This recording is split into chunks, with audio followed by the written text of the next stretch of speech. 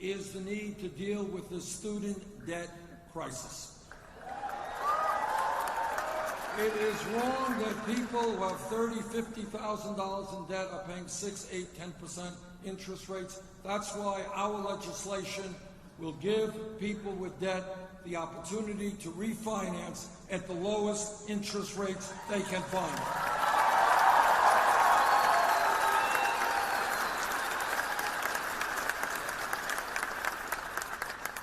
This campaign is listening to the Latino community.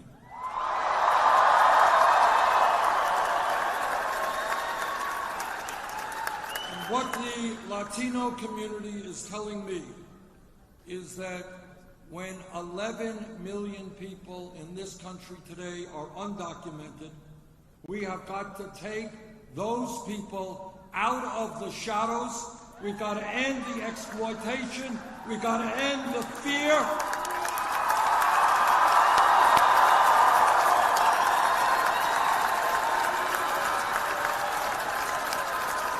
And we need a path toward citizenship.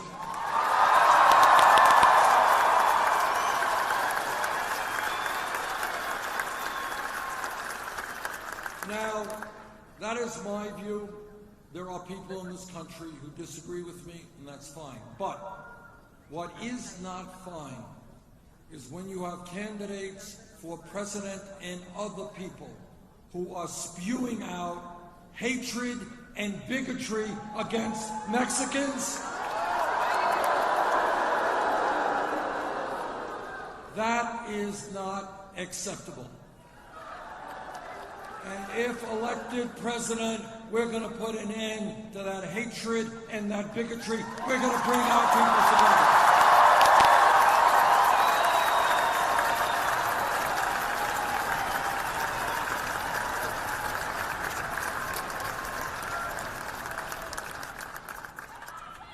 As a member of the Senate, I have supported the DREAM Act. All of us have to recognize dreamers for what they are, American kids who deserve the right to be legally in this country, the country they know is their home.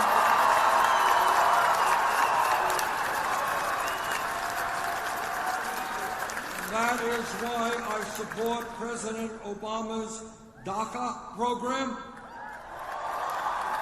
And that is why I would expand those programs to include the parents of dreamers.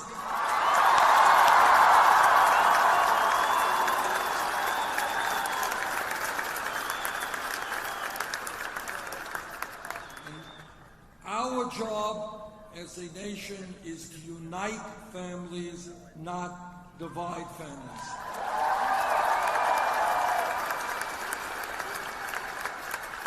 And when we talk about immigration reform and criminal justice, let me tell you that I've introduced legislation to ban private prisons and private detention facilities.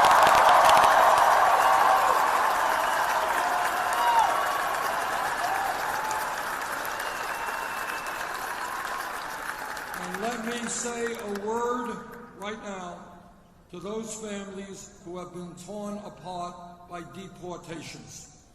I have spoken to too many families, too many children who are literally forced to live apart. This is not acceptable, so let me be clear. Under my administration, anyone who has been deported, but who would have been protected by the 2013 Comprehensive Immigration Reform Bill will be allowed to return.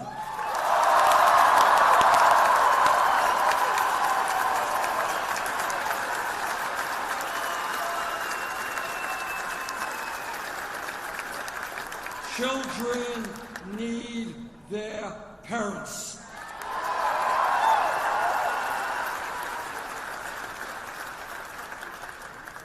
And let me also say that if elected president, Sheriff Arpaio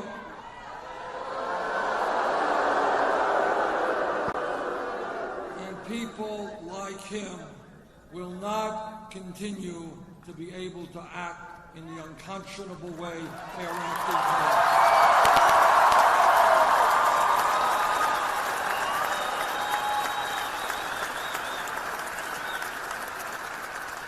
Just last week, my wife was in the area of Tent City. She wanted to talk to some families there.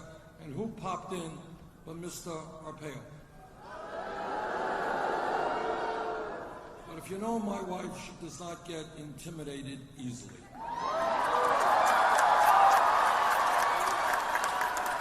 So she asked the sheriff about racial profiling. He had nothing to say. She asked them about keeping people in a tent where the temperature gets 130 degrees. He had nothing significant to say. Let's be clear, that type of behavior on the part of this sheriff is not what this country is supposed to be about.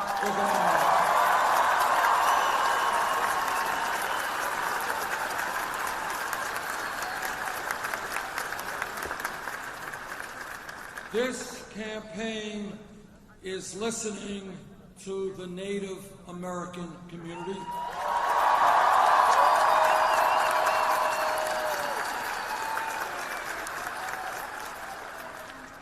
And I think there is no disagreement that the way this country has treated Native Americans from day one has been shameful.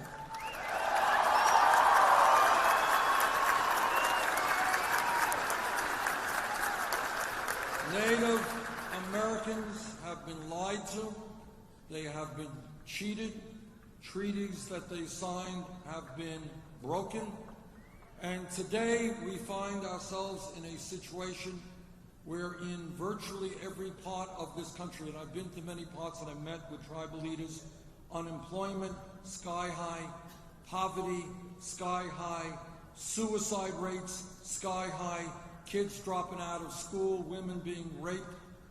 We owe the Native American community so much, so much.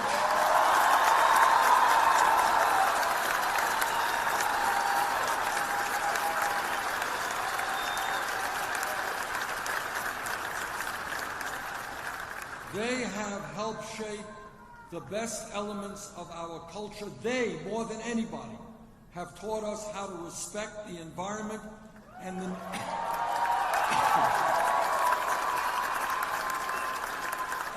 need to live with nature, not against nature.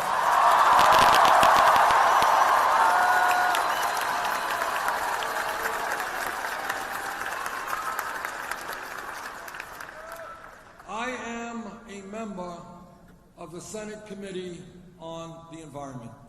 And in that respect, in that position, I have had the privilege of meeting with scientists all over this country and around the world. And what the scientists tell me is the debate is over, climate change is real.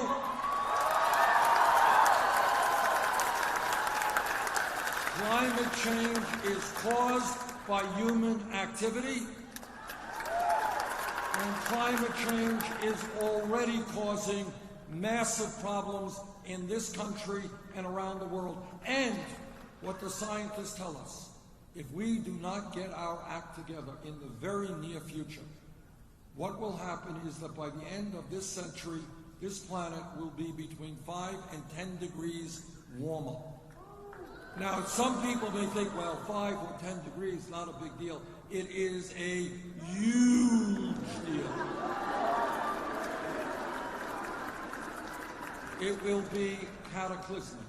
And what it will mean is more drought, more flood, more extreme weather disturbances, more acidification of the ocean, more rising sea levels, more international conflict as people fight over limited natural resources. We have a moral responsibility to leave this planet in a way that is healthy and habitable for future generations.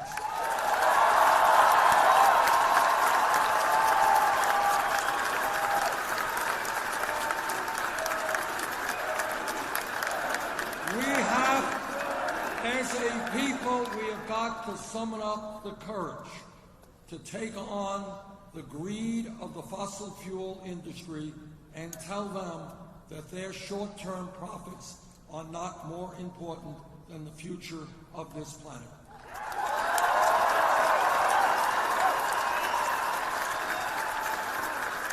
And what we have to do is work with China, Russia, India, and countries all over the world in transforming our energy system away from fossil fuel to energy efficiency and sustainable energy.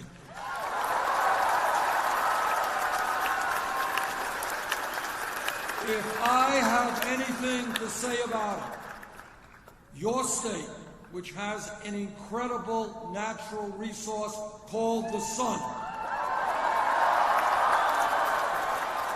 your state should be one of the leaders in this country and, in fact, the world in producing solar energy.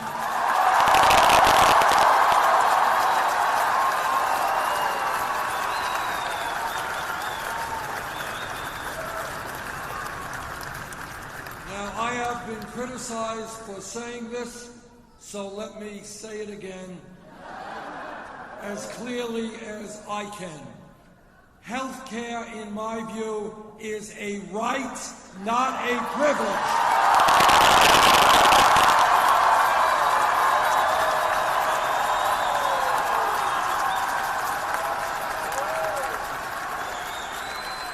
Now again, when you think outside of the box, ask yourself a simple question. How does it happen that every major country on earth, the United Kingdom, France, Germany, Holland, Scandinavia, Canada, all major countries provide health care to all their people as a right? There is one major country that does not. You're living in it. We're going to change that.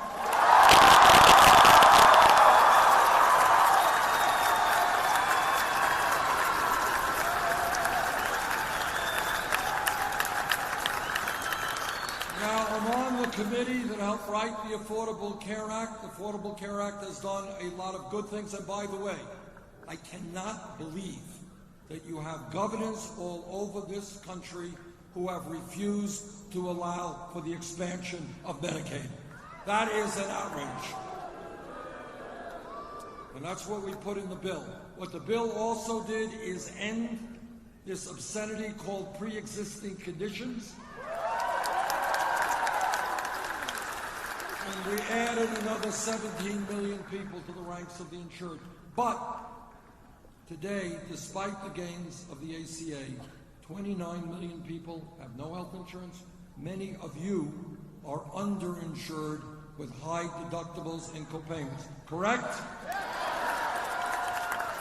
And we pay by far the highest prices in the world for prescription drugs. You want to hear crazy? This is crazy. 1 out of 5 Americans who go to a doctor and get a prescription can't afford to fill that prescription. That's crazy. In my view, we need to move toward universal health care and a Medicare for all health care program.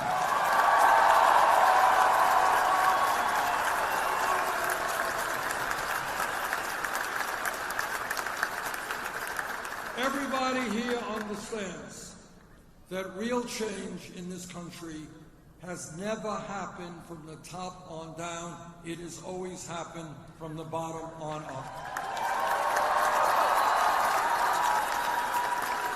That is the history of workers coming together to form unions. That is the history of the women's movement.